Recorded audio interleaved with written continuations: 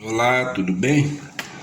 Eu venho falando recorrentemente de perturbação do sossego, perturbação do sossego e do trabalho causada por escolas, em especial uma escola aqui do lado do meu prédio, mas eu quero estender minhas observações e minhas reclamações a todas as escolas do país, tanto públicas quanto privadas, que às vezes realmente parece fatal, né? Infelizmente. Eu pus aqui neste meu blog, né? E aqui não estou fazendo propaganda do blog, não estou querendo levar o usuário aí da plataforma para outro lugar, nada disso. É que neste blog eu trato especificamente deste assunto e eu, através de uma pesquisa do chat GPT, de um texto gerado, uma pesquisa gerada pelo texto chat GPT, eu simplesmente copiei e colei aqui no meu blog.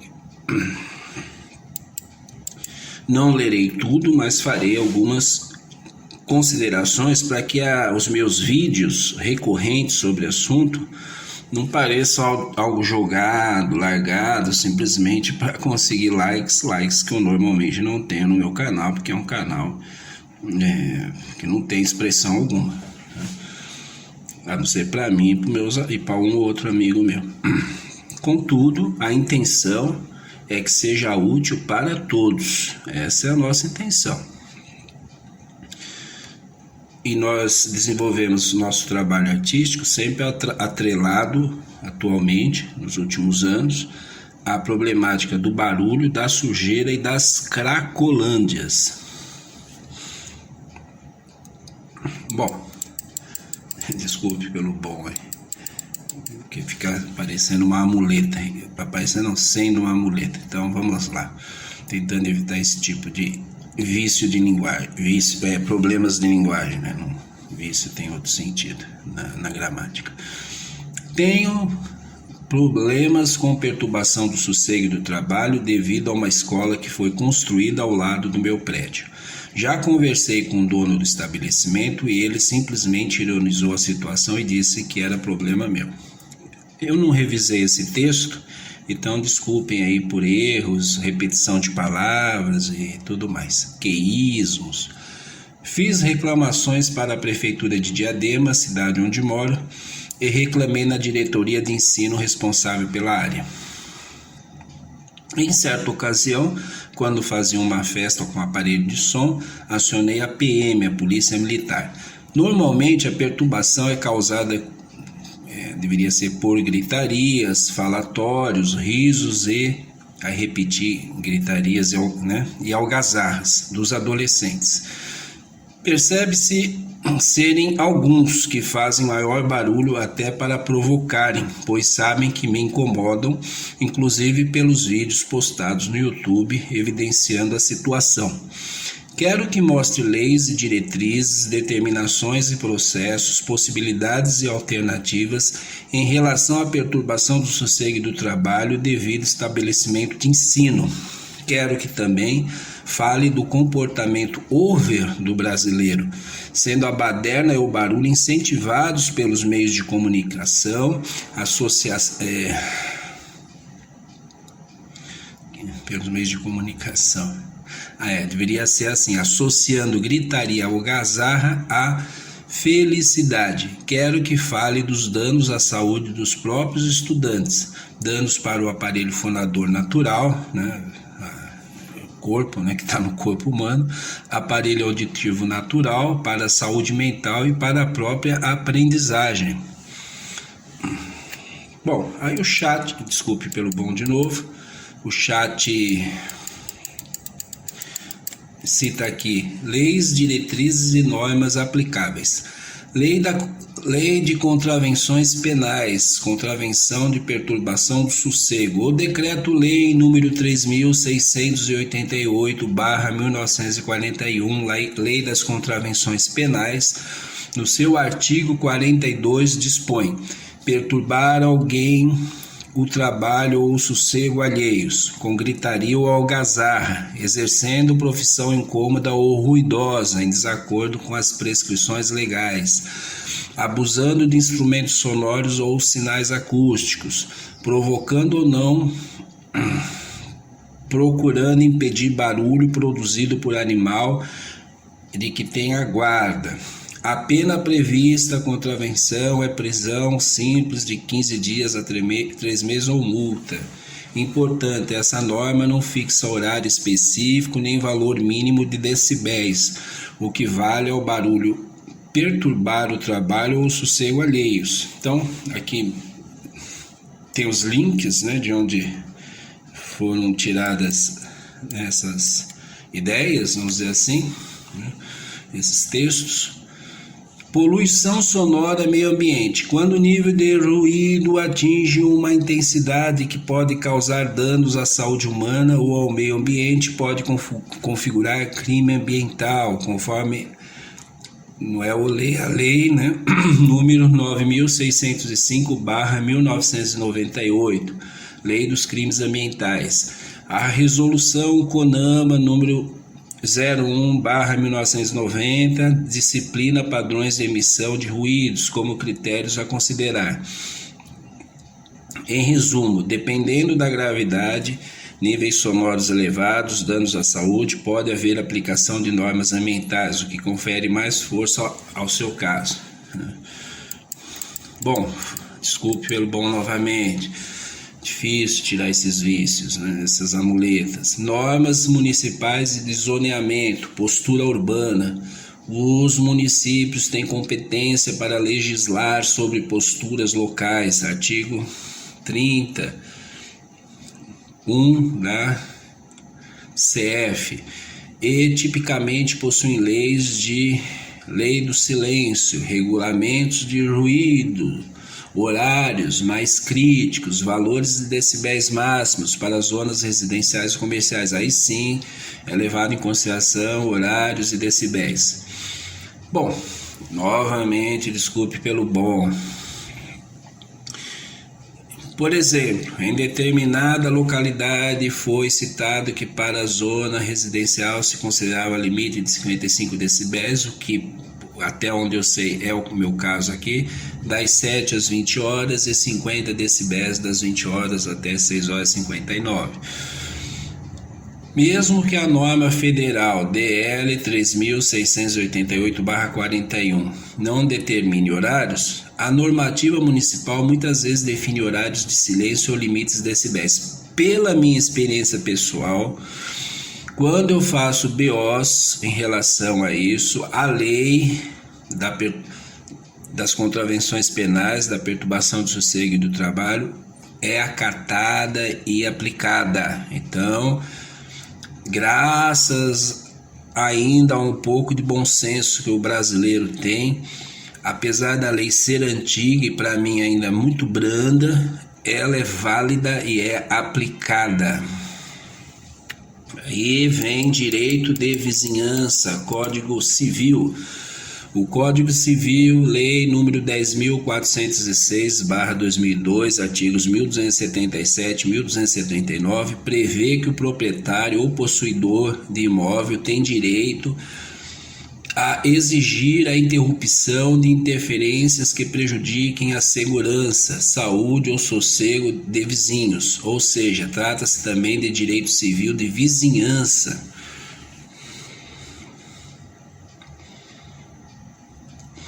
Assim, além da via penal, administrativa, há a via civil, reparação de danos, abstenção de comportamento nocivo, etc. Ele fala aqui, o chat, como aplicar ao seu caso. Considerando que você mora em Diadema, São Paulo, e o estabelecimento é uma escola ao lado do seu prédio, as seguintes normas se aplicam: a perturbação de trabalho ou sossego alheios, DL 3688/41, já permite que você peça a intervenção da polícia ou das autoridades a qualquer horário quando o barulho for grave. E o grave aqui é uma questão discutível, obviamente. Verifique a legislação municipal, que é o que fazemos. Vamos continuar, vou ler tudo. Fala em reunir provas, gravar vídeos, como eu tenho feito, por isso agradeço muito ao YouTube por ter permitido que eu poste meus vídeos e eles permaneçam, apesar de pouco visualizados, e que entendam qual é a problemática que eu levanto. Via policial, via civil, quando responsável, sugestão de estratégia, faça nova reclamação formal à prefeitura. Já fiz, com protocolo, solicitando fiscalização de ruído no local, medição de decibéis, notificação responsável pela escola. Aqui serei honesto, fiz a reclamação, falaram de vir medir os decibéis, eu não marquei essa visita. Contudo, em nova reclamação, espero a manifestação da prefeitura novamente nesse sentido e permitirei sim a medição.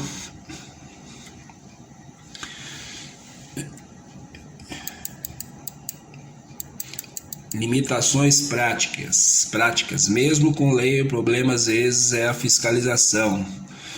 Em condomínios ou em moradias próximas à escola pode haver questões de zoneamento. A escola poderá alegar que o ambiente escolar naturalmente gera algum nível de barulho. É isso que eu discuto. Um ambiente escolar não deveria ser assim, até porque não são todos os alunos que se comportam assim. Porque se isso fosse verdade, a escola não seria uma escola, seria qualquer outra coisa, seria um estádio de futebol, seria um grande show, onde a histeria, a gritaria, a algazarra são norma, infelizmente. E esse comportamento, como eu sempre deixo claro, é um comportamento estimulado pelos meios de comunicação e só causam danos, favorecendo alguns em detrimento de toda a população. É possível observar que o comportamento cultural brasileiro, baderna, barulho, gritaria e mídia, é a tecla que eu venho batendo. Vamos continuar. Danos à saúde, ao aparelho auditivo, à voz, à aprendizagem, especialmente para estudantes. O excesso de ruído prolongado pode gerar danos auditivos, como a perda auditiva induzida por ruído. PAIR, a sigla PAIR, em ambiente escolar já se registram níveis frequentes de 75 decibéis registrados, né? Registro, na verdade, enquanto os limites para as salas de aula ideais são muito menores. Falaremos nisso. Por exemplo, a Organização Mundial da Saúde, OMS, indica que acima de 65 decibéis o organismo pode começar a sofrer danos. Com certeza, é muita coisa. Em escola, limites recomendados na sala de aula variam entre 35 a 50 decibéis, segundo a Associação Brasileira de Normas Técnicas. Algo muito importante, né, determinado pela ABNT e que nunca, nem a diretoria de ensino sabia dessa norma quando eu citei em uma ligação. Portanto, bom, desculpe pelo bom de novo, vamos continuar. Para o aparelho fonador, quando há barulho elevado, o professor ou orador tende a elevar a voz para se fazer entender. Isso pode levar à fadiga vocal, perda de voz, nódulos nas cordas vocais ou outro tipo de problema da voz.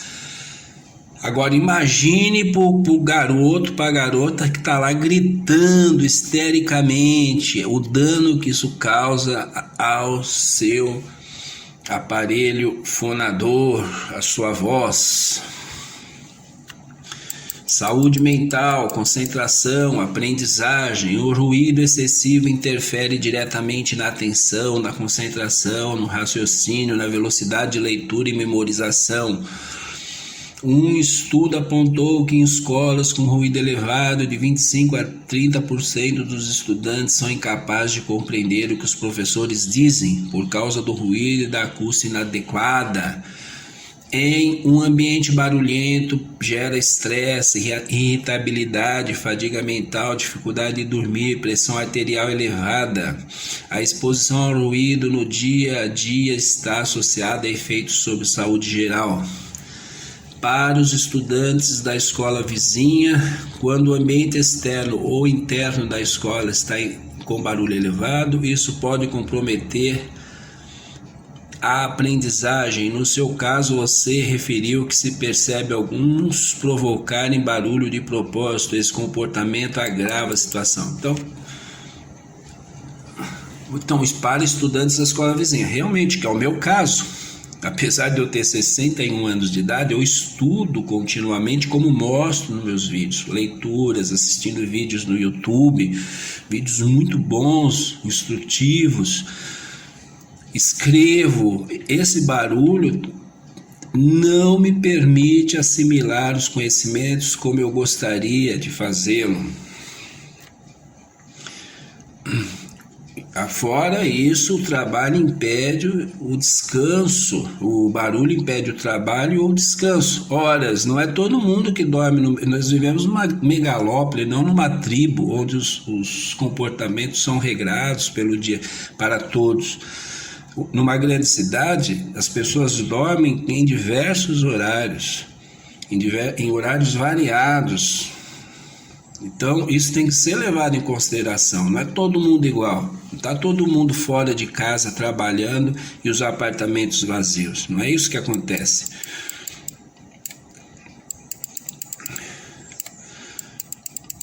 Temos aqui casos, exemplos em todo o Brasil a respeito de determinações que já foram, de atitudes que foram tomadas, que foram levadas adiante, vamos dizer assim. São Paulo, capital, escola estadual multada, programa Silêncio Urbano. Brasília, Distrito Federal, Colégio Imaculada Conceição, liminar e condenação para abster-se de emitir ruídos, indenização. Campo Grande, Mato Grosso do Sul, escola condenada a pagar indenização por poluição sonora. Florianópolis, Santa Catarina, decisão judicial sobre silêncio no recreio, no intervalo, como se diz hoje. Recreio era o nosso tempo. O recreio, realmente, alguns levam recreio como gritaria, algazarra, falatório, em tom muito forte, com a voz muito forte, aquelas crianças e adolescentes que falam gritando. Jurisprudência e decisões espalhadas, várias civis e tribunais estaduais. Resumo: pesquisas em jurisprudência mostram vários acórdãos e decisões em que escolas públicas e privadas foram obrigadas a reduzir ruídos, proibidas de realizar eventos ruidosos ou condenadas a indenizar vizinhos por perturbação do sossego. Há também decisões que fixam multa diária em caso de descumprimento. Observações técnicas e legais que sustentam essas decisões. Tá aí. O que esses exemplos mostram? Depois, no final, falo da ECA, né, do ECA, do Estatuto da Criança e do Adolescente. Artigo 53, direito à educação e respeito. A criança e o adolescente têm direito à educação visando ao pleno desenvolvimento de sua pessoa, preparo para o exercício da cidadania e qualificação para o trabalho. Incentivar a baderna não é exercício da cidadania. Os adolescentes, as crianças devem ser orientadas neste sentido. E no Brasil isso é muito negligenciado, porque, como eu já disse, o comportamento over, bagunceiro, irritante é incentivado, sendo associado a um povo feliz, um povo alegre. É direito dos pais ou responsáveis ter ciência do processo pedagógico, bem como participar da definição das propostas educacionais. Eu não creio que barulho, algazarra, farra, gritaria seja um processo pedagógico.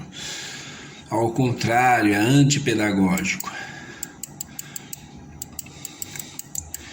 Dignidade e respeito. É dever de todos velar pela dignidade da criança e do adolescente, pondo-os a salvo de qualquer tratamento desumano, violento, aterrorizante, vexatório ou constrangedor. Óbvio que nós procuramos fazer nossas reclamações sem incorrer neste erro, mas chamamos a atenção de que o comportamento de alguns estudantes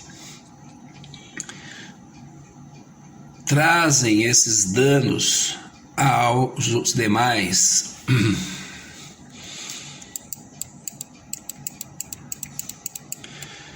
Aí tem aqui: a gritaria e a algazarra não auxiliam a aprendizagem, elas a prejudicam.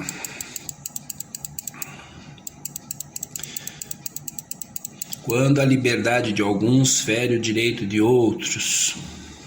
Claro, princípio básico: a minha liberdade termina quando começa o direito do outro. Isso é básico, o que está sendo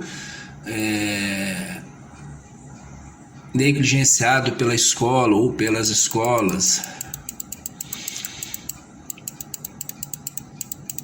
E assim vai. Aí falamos aqui da legislação municipal, canais de fiscalização, normas e órgãos de educação, observações legais. E pedimos também a autores, pesquisadores que se debruçam sobre a problemática. E aqui são citados alguns: RCF Dreossi, revisão sobre efeitos do ruído na escola; Bárbara Antunes Rezende, colaboradores do Educatel, estudos epidemiológicos sobre professores; Camila Quintiliano de Andrade, USP, tese sobre impacto do ruído no ambiente escolar; Ali Bardi, estudos sobre percepção docente do ruído, PUC São Paulo; grupos das universidades federais, UFC, Unicamp, Unifesp, UFMG, trabalhos experimentais de campo.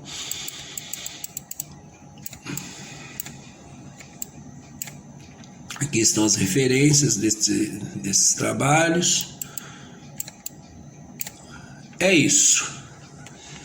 Fica a nossa intenção de discutir o problema, tentando resolvê-lo. Problema que é negligenciado, que é